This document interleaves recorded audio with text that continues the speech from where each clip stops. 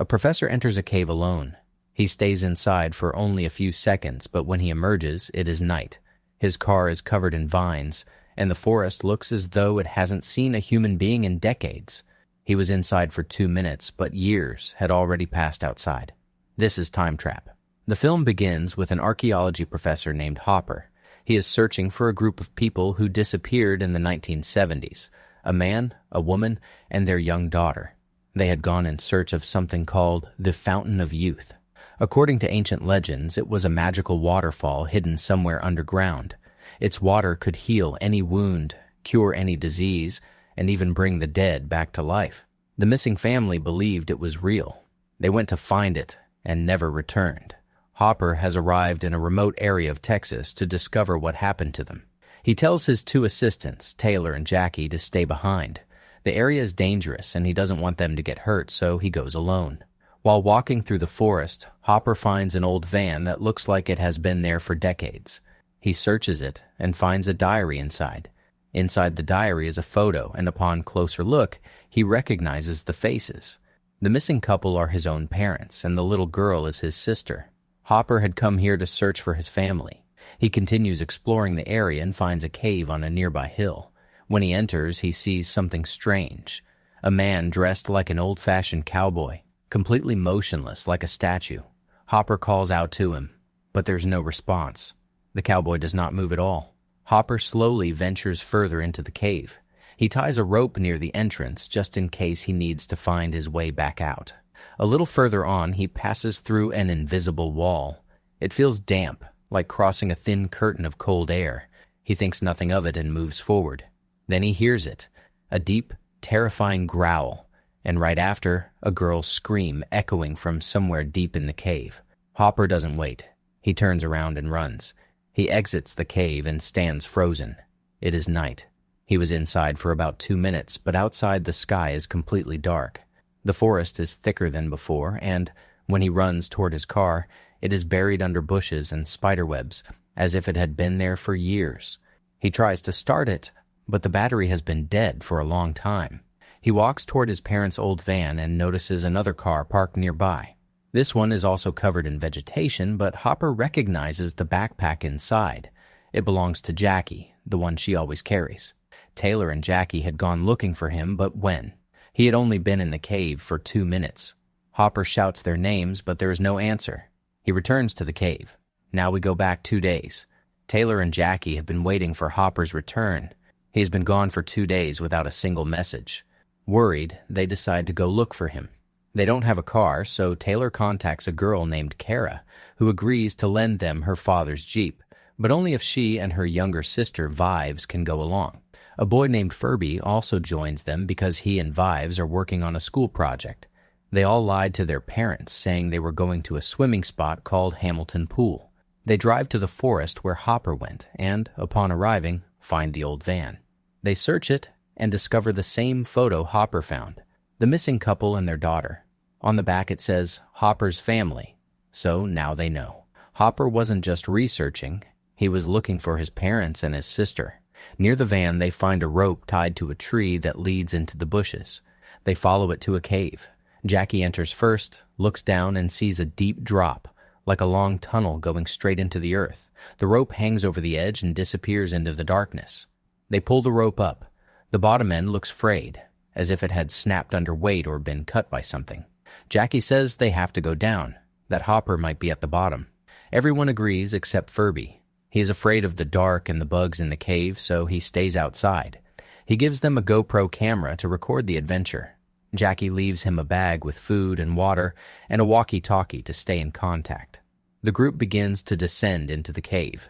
Along the way, Cara passes through the same invisible, damp wall as Hopper.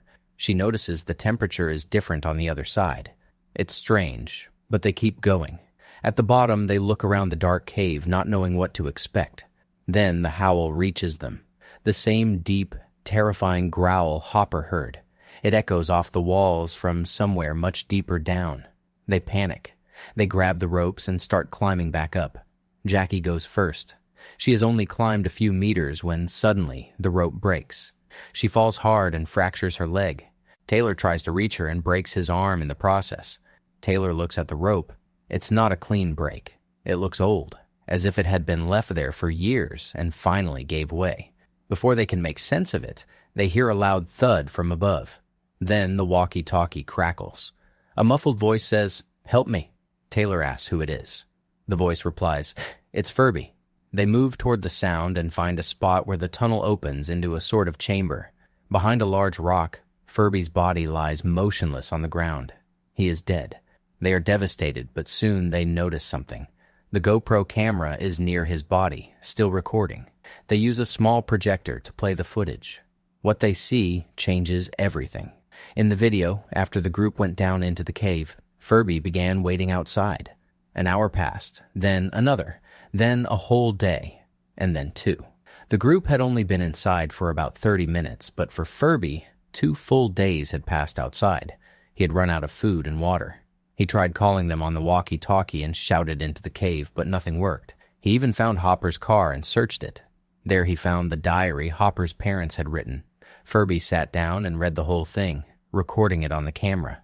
The diary told an incredible story. Hundreds of years ago, a Spanish king became gravely ill with an incurable ailment. His queen sent her entire army to find the Fountain of Youth, whose healing water she believed could save him. The army traveled to a cave near a town called Elmo in the United States. They found the cave and were never heard from again. The diary also revealed that Hopper's sister had been very sick as a child. Her parents, desperate to save her, heard about the Fountain of Youth. They believed it was real. They came to this exact area near Elmo and disappeared forever. Furby kept reading until it got dark. Finally, after 2 full days alone, without food or water and with no news from his friends, he made a decision. He was going down into the cave. He found the other tunnel Hopper had used and started going down. He only traveled a short distance before noticing something in the sky, a thin strip of light moving up and down very fast, as if the sun were rising and setting over and over in seconds. Before he could understand what he was seeing, the rope broke and he fell. The group stops the video before seeing the rest, but they've seen enough. After Furby fell and was badly injured, he called for help over the walkie-talkie, and that's what drew them to him. A group of wild, primitive humans found him first and killed him. The group is shocked, but they set aside their fear. They need to get out. Since Taylor and Jackie are injured, Cara volunteers to climb out alone, as she has climbing experience. Taylor gives her a satellite phone to call for help as soon as she gets a signal outside. Cara climbs up, passes through the invisible wall, steps outside, and stops. The forest is gone. The entire landscape has become a dry, empty desert. A massive sandstorm is approaching in the distance. The air is thin and hard to breathe. She climbs onto a rock and tries to use the phone, but there is no signal. Then she looks up. In the sky is a massive triangular object, as huge as a spaceship, floating silently over the dead earth. Terrified, she runs back into the tunnel. When she gets back down to the group, Taylor is angry. "You were gone for less than a second," he says. Cara shows them her camera footage. It shows she was outside for a full 30 minutes. Taylor goes quiet and starts to think. He explains it slowly to the others. The invisible wall they crossed when entering is a time barrier. Inside the cave, time moves much slower than outside. That's why Furby waited 2 days while they were only inside for 30 minutes. That's why Cara spent 30 minutes outside while for them only a second passed. That's why Hopper's car aged years in the time he spent inside. The ropes weren't cut. They simply became old. Then Veeves goes back to Furby's footage and looks more closely at that strange strip of light in the sky he saw before falling. She studies how it moves. That light is the sun. It rises and sets so fast, it looks like a flickering band. But she notices something else. Its path across the sky is slowly shifting from north to south and back again. Those aren't days passing. Those are seasons, entire years. She does the math. Every 4 seconds inside the cave, a full year passes outside. They have been in the cave for an hour. Thousands of years have already passed outside. The group is still processing this when something falls from above.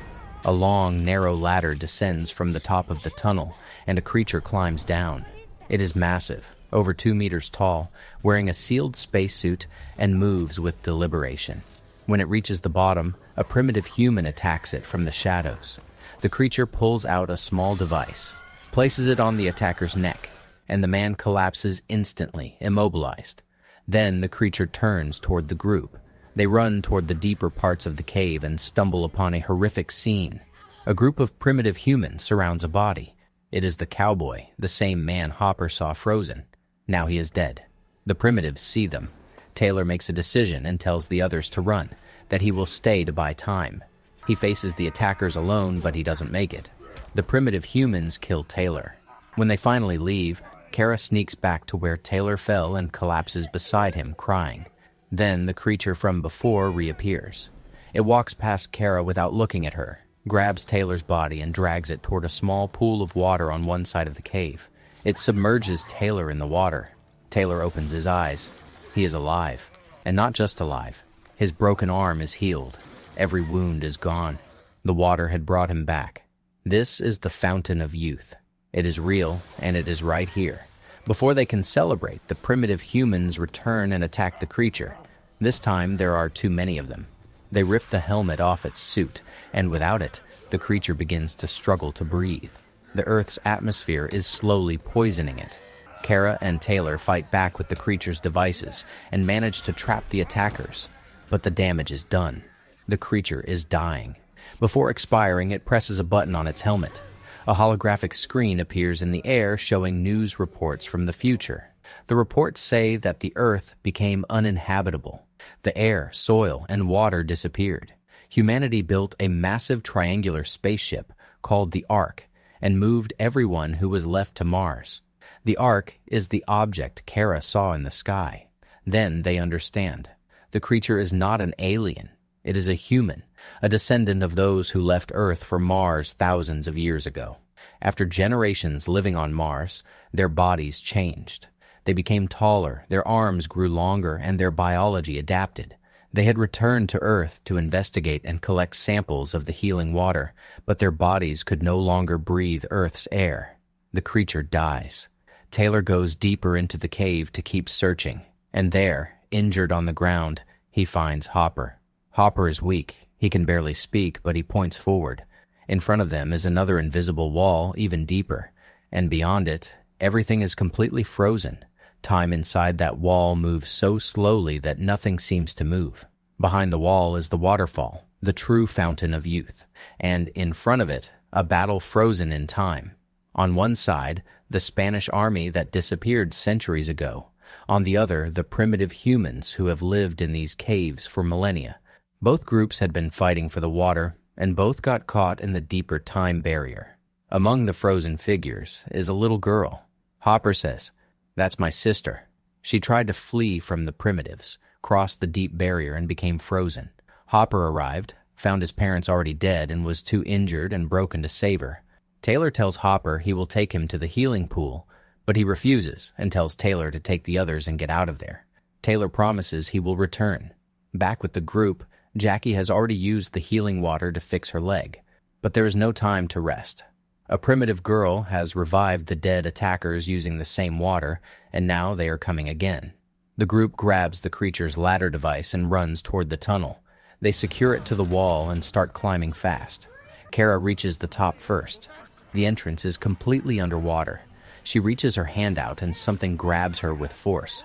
Something powerful pulls her through the water out of the cave. Below, the others continue to climb, but one of the primitives accidentally hits the ladder's control sensor. It retracts, and Taylor, Jackie, and Veeves lose their balance and fall. Then, 3 cables shoot down through the water from above, wrap around each of them, and pull them up one by one. Then, more cables come down, bringing up Furby, Hopper, and his parents. When they surface, they are floating in a large pool of water. The room surrounding them is massive and advanced, like nothing they have ever seen. Nearby are tall figures with long arms, the same type of creature that died in the cave. Furby and Hopper wake up terrified, but then they look across the room. Hopper's parents are already out of the water, and beside them, standing and calm, is his sister. Then Taylor, Cara, Jackie, and Veeves enter. They are smiling. Everyone is alive. They are on the Ark, the spaceship carrying the last remains of humanity through space. The evolved humans had created a portal at the cave entrance. When they pulled Cara out, time returned to normal for her. But for her friends in the cave, time was still moving at the cave's speed, meaning every second for them was months for her. Cara had lived with these future humans for several months, learned their technology, and when the time came, she used it to pull them all out. The healing pool on the Ark, filled with water from the Fountain of Youth, revived everyone who had died, Furby, Hopper, his parents, all alive. In the final scene, they are all together aboard the Ark as it moves through deep space. Earth, the blue planet, grows small behind them. They have nothing left there. Thousands of years have passed. Everyone they knew is gone. Everything they knew is gone. But they have each other, and somewhere in space, a new life awaits them. And the movie ends.